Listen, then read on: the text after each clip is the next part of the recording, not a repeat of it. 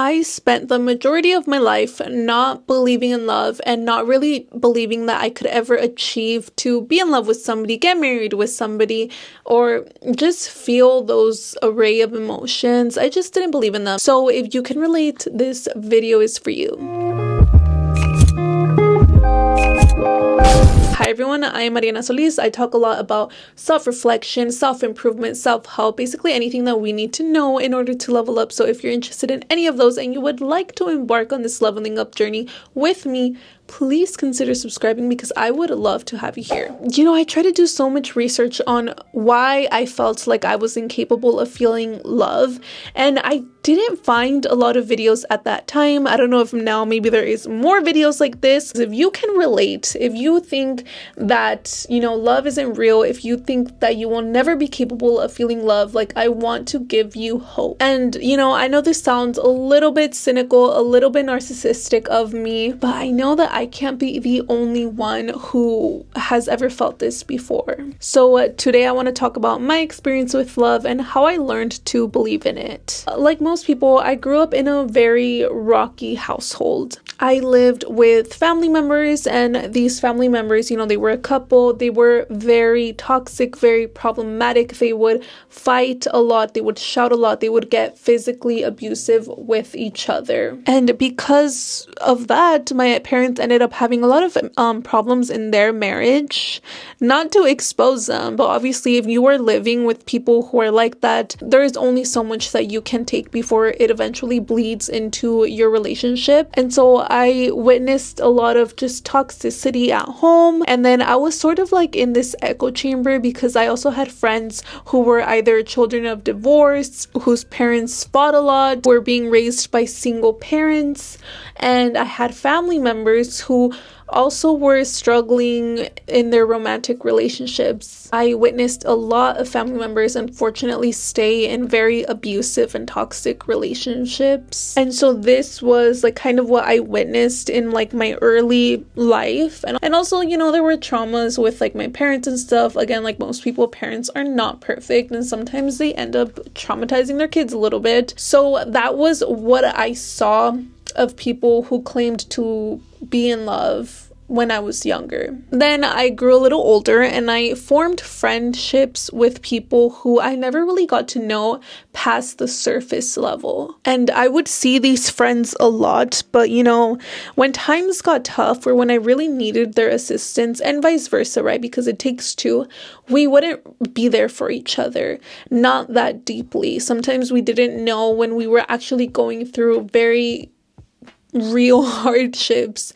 We didn't know because we were not that close, or not as close as we thought we were, but we would tell each other that, oh, you know, I love you, you're such a good friend, you're my best friend, all of this, and it just wasn't real. So that was kind of my experience with love in friendships when I got a little bit older. And then I started dating. My first few, you know, romantic partners, they were, at least one of them for sure, was a narcissist. I was used as a rebound. I was used for... I then got into hookup culture because at that time that was what was hot. Release your inner hot girl, women empowerment, which is just not true at all. But I fell victim of that hookup culture mindset. And hookup culture, it just takes this like very intimate act that is supposed to be done between two people who love each other, who respect each other, who care for each other, and it just turns it into something extremely transactional when you have sex with someone that you don't even know, much less care for or respect. So it kind of tarnishes this idea of like sex, this idea of romance in relationships, this idea of sex as being an act of romance. It kind of ruined for me, honestly, for quite a bit. So that was my experience with romance and love when it comes to romance, also love when it comes to friends, love when it comes to family. When I look back to why at such a young age I thought that love wasn't real, I thought that it was all just a load of it, like, I can clearly see why. Now let's take it a little bit even further. When you look at the media, like, what do you see highlighted? You see breakups, you see gossip, you see cheating scandals, divorce scandals, like, and like the breakup songs of just both men and women dragging their exes, even though like last year they made a love song for them.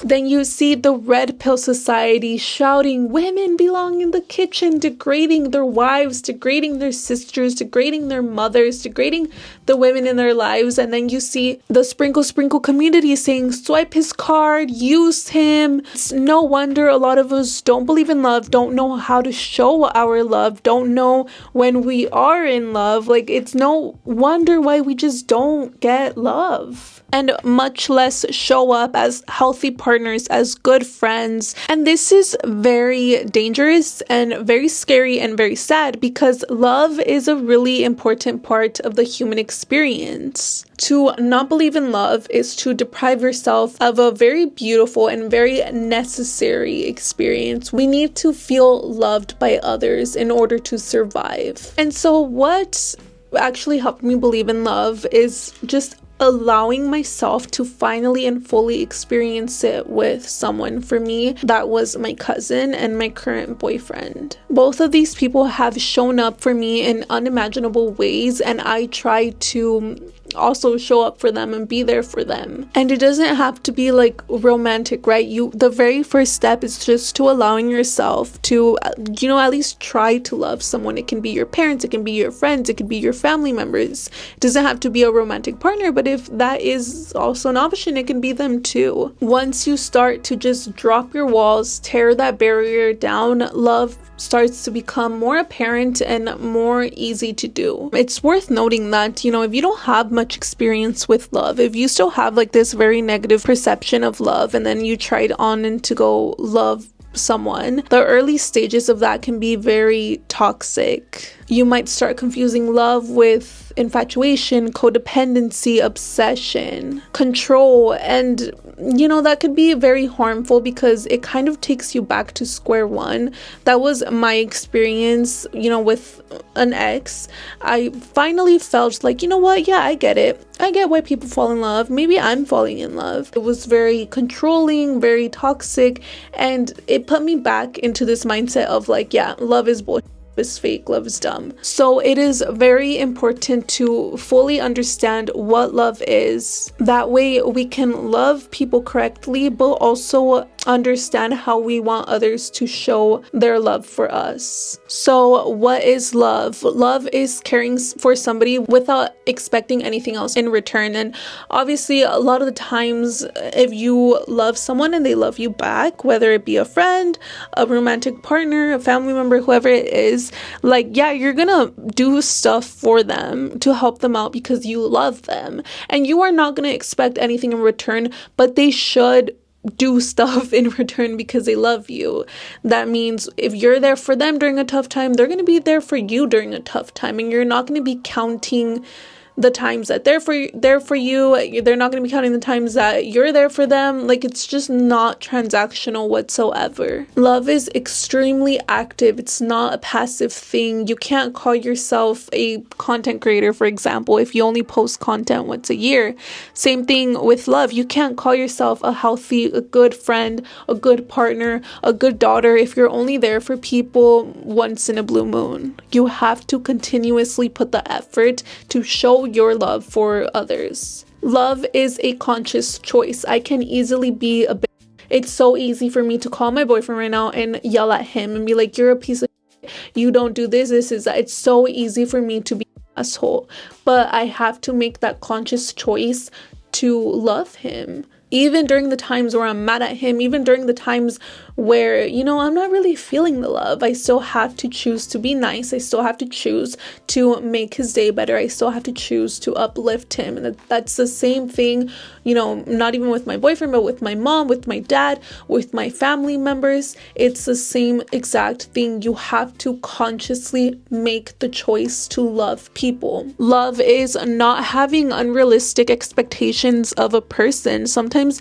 people just can't meet your expectations. Sometimes people are not going to be able to read your mind, and that's okay. I think one of the things with social media, one of the things that honestly tarnished my previous relationships was just, the sprinkle community. Not to bash on them or anything, but I felt like, oh, my boyfriend should be able to afford my $100 nails every month. Oh, my boyfriend should be able to afford taking me on vacations. And unfortunately, like, sometimes those expectations are not going to be met. If you are looking to get into a relationship with someone because you love them, then you have to understand that sometimes they may not be able to meet those expectations. Of course, if you're, getting into a relationship with someone that is purely transactional and you both consent to it, like, that's another thing, but do not confuse those two.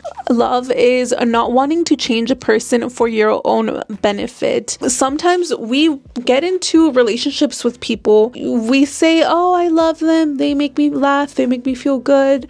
But, in the back of our minds, we wish and we hope that we can change their little quirks. Maybe if they're a bum, we want to change them and make them suddenly a hard worker. Unfortunately, like, that is not how it works.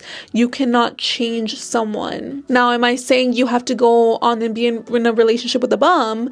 No, you have to choose people who you are okay with the faults that they have. I am not ever going to be getting myself in a relationship with a bum, somebody who is lazy, somebody who is unmotivated, somebody who doesn't have a purpose, because I know that those things are important to me and I know that I can't push that onto anybody. Love is selfless. I saw a really cute quote online and it says, a good relationship should be 60-40 and both people should strive to be the one giving the 60. I have carried that, and I think my boyfriend has carried that with him in our relationship. I think the both of us have strived to do that, and I think that is why we have such a healthy relationship. Another quote that I found is, love is less about finding the right partner and more about choosing a person you can be the right partner for, because love takes a lot of patience and understanding. With some people, you're just gonna be able to be nice. You're gonna be able to be calm. You're gonna be able to be like patient to understand them when they're having a bad day. And for some reason, I can't even explain it. There are other people that, as much as we try to be nice to, we just can't. So I guess that has been my experience with love. It is definitely something that I am still working towards.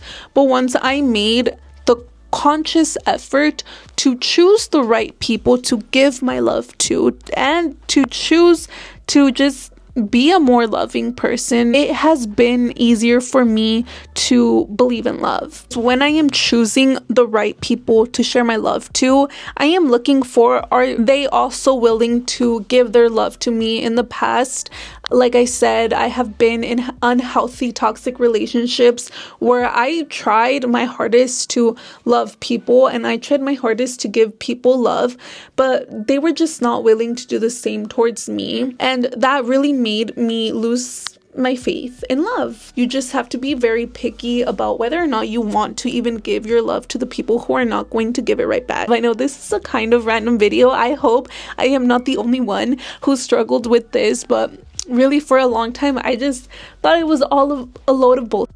Be picky about the people you give your love to and make your love be as unselfish when you find those right people, and slowly but surely you will start to believe in love.